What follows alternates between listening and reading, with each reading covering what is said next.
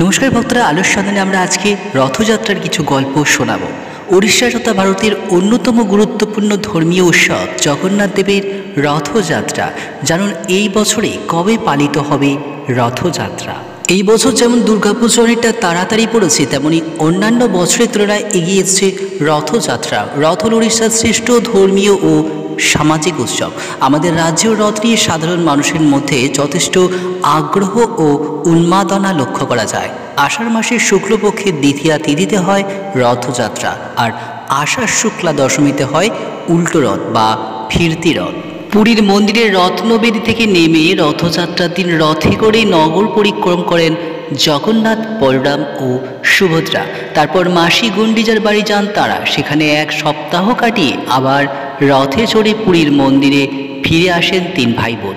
মাসির বাড়ি থেকে জগন্নাথ মন্দিরে ফেরার এই যাত্রাকেই বলে উল্টো রথ বা ফিরতি রথ। কবে রথযাত্রা 2025? পঞ্জিকা অনুসারে আষাঢ় শুক্লা দ্বিতীয়াতে পড়বে আগামী 26শে জুন দুপুর 1:25 দ্বিতীয়া থাকবে পরের দিন অর্থাৎ 27শে জুন সকাল 11:19 পর্যন্ত। সেই কারণে উদয়া তিথি অনুসারে 27 তারিখেই বেরোবে জগন্নাথ, বলরাম, সুভদ্রার রথ। আগামী 5ই জুলাই পালিত হবে উল্টো রথ। জগন্নাথ দেবের শান যাত্রা। রথযাত্রার দিন 15 আগে পালিত হয় জগন্নাথ দেবের স্নান যাত্রা। এবং রথযাত্রা কিন্তু 15 দিন আগেই পালিত হয় জগন্নাথ দেবের স্নান যাত্রা।